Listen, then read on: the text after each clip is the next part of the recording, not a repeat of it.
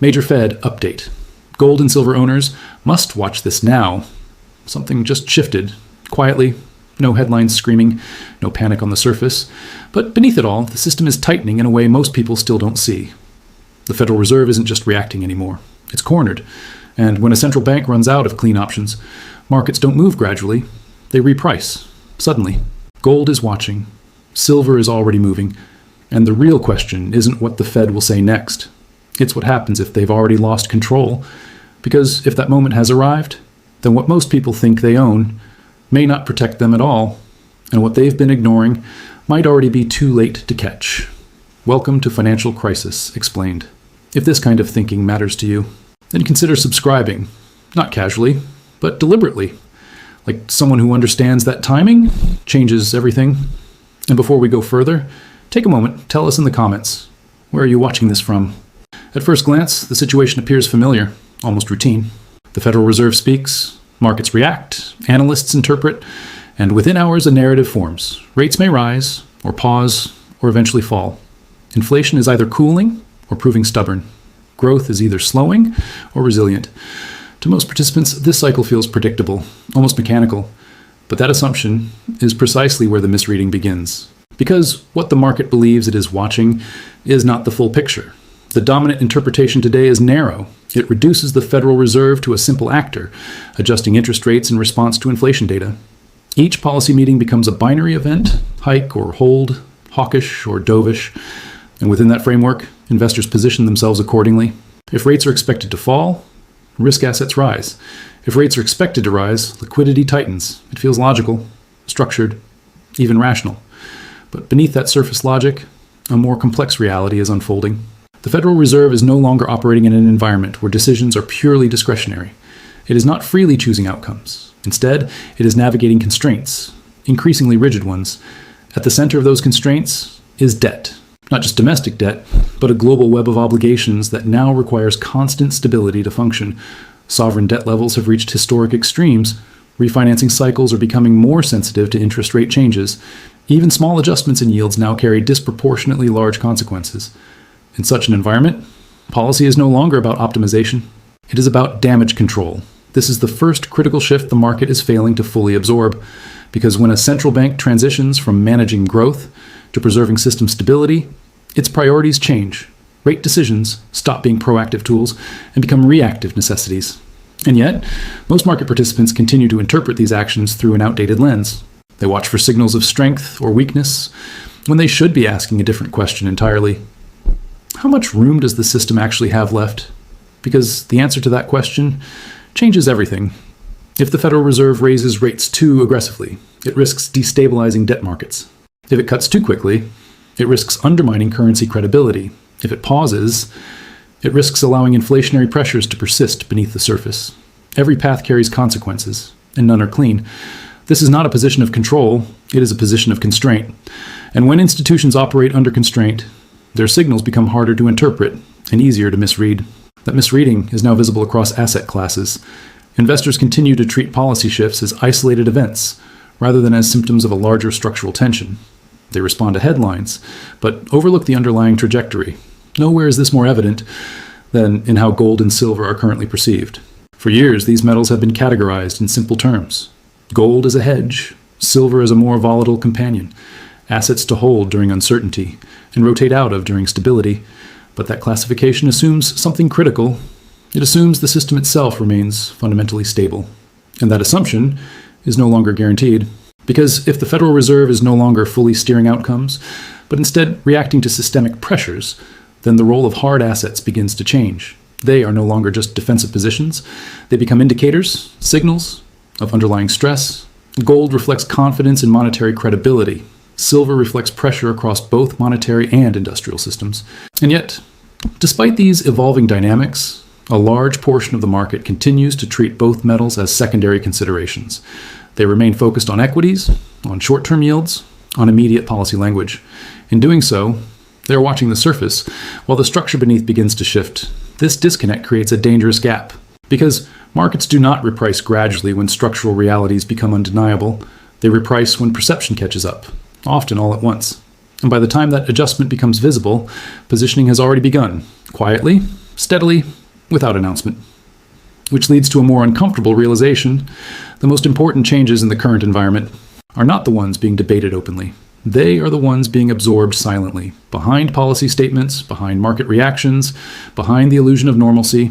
The system is tightening, not in a way that triggers immediate panic, but in a way that reduces flexibility, narrows options, and increases sensitivity to shocks. And when flexibility disappears, stability becomes conditional. That is the signal the market is misreading, not because the information is hidden, but because it is being interpreted through a framework that no longer applies.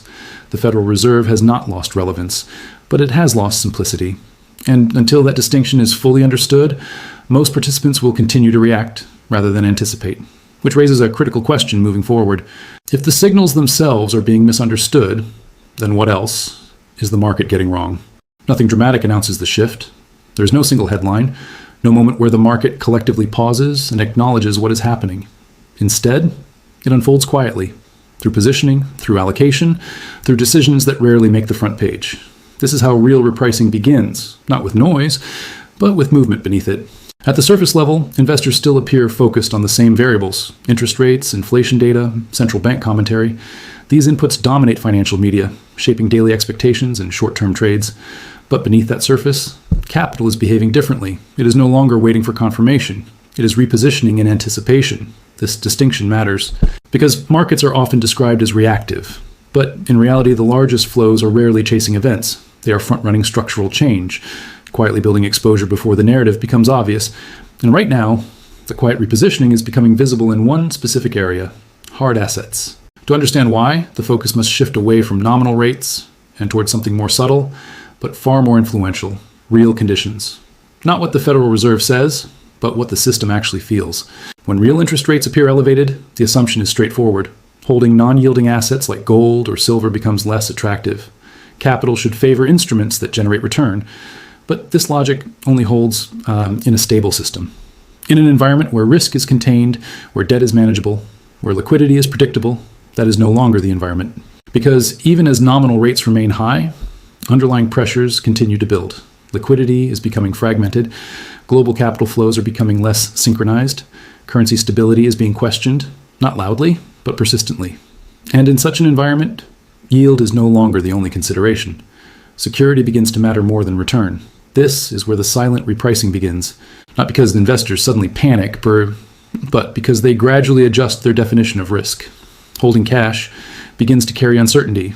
Holding sovereign debt begins to carry duration risk. Holding equities begins to depend heavily on continued liquidity support. And so, capital starts to look elsewhere, not in a dramatic shift, but an incremental reallocation: a percentage here, a hedge there, a slow accumulation that does not immediately reflect in price, but steadily alters the foundation beneath it. Gold has historically been the first destination for such flows. It represents monetary neutrality, a form of wealth that sits outside direct policy influence. But something different is now happening. Silver is no longer moving purely in gold's shadow. It is being pulled by a second force, one that operates outside monetary policy, yet increasingly intersects with it: industrial demand. This is where the repricing becomes more complex and more difficult to recognize, because silver does not fit neatly into a single category. It is not purely a monetary hedge, and it is not purely an industrial commodity. It is both. And in the current environment, those two roles are beginning to align rather than conflict. On one side, monetary uncertainty encourages accumulation. On the other, industrial expansion requires continuous consumption. Unlike financial assets, which can be held indefinitely, industrial demand removes supply from circulation. It uses it in energy systems, in electronic infrastructure, in technologies that are no longer optional, but foundational. This creates a dynamic that most investors are not fully accounting for, because traditional models separate these forces. They treat monetary demand and industrial demand as independent variables, occasionally overlapping, but rarely reinforcing each other. That assumption is becoming outdated as capital seeks protection from monetary instability, and industry simultaneously requires increasing physical supply. The pressure does not split. It compounds. And yet, this compounding effect is not immediately visible in price behavior, because price is often the last thing to adjust. Before that comes positioning. Large participants begin to secure exposure, not because of immediate returns, but because of anticipated scarcity. This type of positioning rarely announces itself. It does not create sudden spikes. It builds quietly until the available supply becomes tight enough that price has no choice but to respond. This is why the current environment feels deceptively calm, because the repricing is not absent, it is simply incomplete. Most market participants are still anchored to visible signals: Fed language, inflation prints, short-term volatility. They are waiting for confirmation. But confirmation often arrives after the opportunity has passed, because by the time a shift becomes obvious, the underlying positioning has already been established. And this is where the risk emerges. Not the risk of sudden collapse, but the risk of delayed recognition, of realizing too late that the market has already moved, just not in ways that were easy to see. This is the essence of silent repricing. It does not demand attention. It avoids it. It progresses through small decisions, taken by institutions that understand one critical truth: the cost of being early is manageable. The cost of being late is not, which leads to an uncomfortable implication. If capital is already repositioning, and if the forces driving that repositioning are still strengthening, then the current price levels may not reflect reality at all. They may reflect a market that has not yet fully caught up, and when it does, the adjustment is unlikely to be gradual. It becomes a matter of access, and access introduces competition, not just between investors, but between industries and even nations. At the same time, supply is not expanding at the same pace. This is where the imbalance begins to take shape. Silver is rarely mined in isolation. It is often a byproduct, extracted during the production of other metals such as copper, lead, or zinc. This means that supply is indirectly tied to the economics of entirely different markets. If base metal production slows, silver supply does not respond independently. It tightens, even when demand remains strong or continues to grow. Compounding this constraint is time. New mining projects require years, often decades, to move from discovery to production. Environmental approvals, capital investment, infrastructure development, each stage introduces delay, which means supply cannot adjust quickly. It is not flexible. So what emerges is a structural gap, demand that is persistent, and supply that is constrained. At first, this gap is absorbed quietly. Inventories adjust, stockpiles are drawn down, the system compensates without visible stress, but only to a point. Because unlike financial markets, physical markets have limits. Once available, supply becomes tight enough, adjustment is no longer optional. It is forced. This is the moment most participants miss, because until that point, price behavior can appear disconnected from underlying fundamentals. Silver may trade sideways, lag expectations, or fail to reflect the scale of its own importance. And that creates a dangerous assumption that the absence of movement implies the absence of pressure. In reality, pressure is building precisely because price has not yet adjusted. This is where silver separates itself from its historical role. It is no longer simply a leveraged version of gold, responding to monetary sentiment with greater volatility. It is becoming something else, an asset influenced by two independent forces, each capable of driving demand on its own: monetary uncertainty and industrial necessity. And when those forces align, they do not cancel each other out. They reinforce, which leads to a realization that challenges long-held assumptions. Silver is not waiting for gold to move. It is waiting for recognition of its role, its scarcity, and its strategic importance within systems that cannot function without it. And when that recognition arrives, it does not adjust gradually. Because markets do not slowly revalue what they have long underestimated. They correct. Which raises a critical question going forward. If silver is no longer a secondary asset, then what happens when the system begins to treat it like a primary one? For decades, silver existed in a familiar shadow. It followed gold, reacted after gold, and in most strategic discussions was treated as an afterthought. A smaller market, a more volatile instrument, useful, but not essential. That was the framework. And like many frameworks, it held until it didn't. Because what is changing now is not just price behavior, it is classification. Silver is no longer being viewed solely through the lens of investment. It is being redefined as infrastructure. This shift is subtle, but it carries consequences far beyond the metal itself. To understand it, the question must move away from charts and toward function, not how silver trades, but where it lives. Because unlike most financial assets, silver does not sit still. It moves through systems. It is embedded in circuitry, conducting signals across devices that define modern economies. It is layered into solar cells, capturing energy that powers entire grids. It exists within batteries, within medical applications, within the physical architecture of technology itself. This is not speculative demand. It is operational demand. And operational demand does does not pause for market cycles. It does not wait for better entry points or respond to short-term volatility. It consumes continuously, predictably, and at scale. This is the first break from the past, because historically, silver demand could fluctuate with economic conditions. Industrial usage expanded and contracted with growth cycles, allowing supply and demand to maintain a relative balance over time. That balance is now under strain, not because demand is rising unpredictably, but because it is rising structurally. Energy systems are expanding. Digital infrastructure is scaling. Electrification is accelerating across sectors once considered stable. And within each of these shifts, silver is not optional, it is required. This transforms the nature of demand from cyclical to strategic. A cyclical commodity can be delayed, a strategic input cannot, which introduces a second shift, one that is even less visible. Recognition. Governments and institutions are beginning to acknowledge what markets have been slow to price in. Silver is increasingly appearing in conversations around critical resources, alongside materials essential for national security, technological independence, and energy resilience. This is not a rebranding exercise. It is a signal. Because once a material enters the category of strategic, its importance extends beyond market pricing. There are moments in markets when separate forces begin to move in isolation, and then there are moments when those forces collide. This is not the first time monetary stress has entered the system. It is not the first time commodities have faced supply constraints. But what is unfolding now is different, because these forces are no longer operating independently. They are converging. On one side, monetary conditions are tightening in ways that reduce flexibility across the entire financial system. Debt is more sensitive, liquidity is more selective, and policy options are increasingly constrained. On the other side, physical demand for critical materials is rising steadily, anchored not in speculation, but in necessity. Individually, each of these pressures is manageable. Together, they create something far more unstable, because when financial stress meets physical scarcity, adjustments do not remain linear. They accelerate. To understand this convergence, the focus must shift from isolated variables to interaction. What happens when capital seeks safety at the exact same time that industry requires supply? What happens when investment demand rises while available material is already being consumed at scale? The answer is competition. Not theoretical competition, but real measurable pressure on available supply. Financial participants begin accumulating exposure, not for short-term gain, but for protection. At the same time, industrial users continue drawing from the same pool, not by choice, but by necessity. This overlap changes the structure of the market, because unlike purely financial assets, silver cannot be created through leverage. It must be extracted, refined, delivered.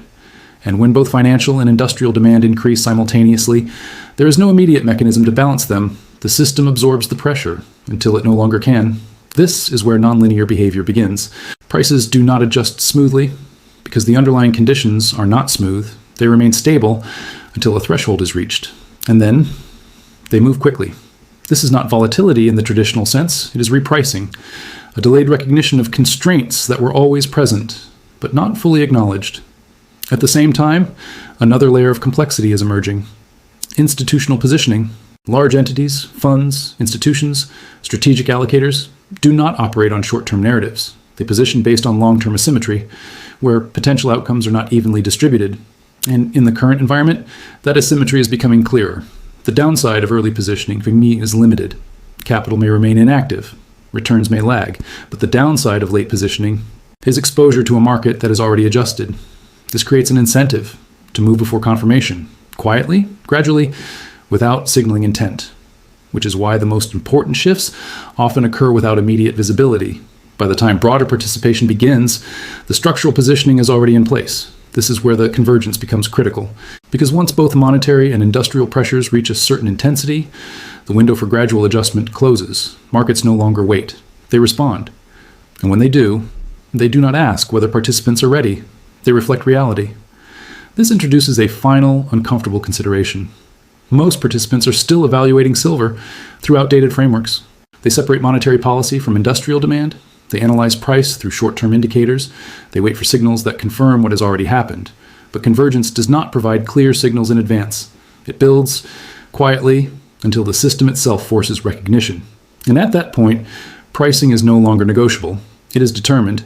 This is not a prediction of immediate movement, nor a claim of inevitability on a specific timeline. It is an observation of structure, a recognition that the conditions for nonlinear adjustment are no longer hypothetical. They are present. Monetary policy is constrained. Industrial demand is persistent. Supply is inflexible. Each of these factors alone would be significant. Together, they create a system where balance becomes increasingly difficult to maintain, and when balance becomes difficult, stability becomes temporary. That is the convergence, not an event, but a process, one that continues whether it is acknowledged or not, which leads to the final question. The one that sits beneath everything discussed. If the system is already under pressure, and if the forces driving that pressure are still strengthening, then what appears stable today may only be stable until it isn't.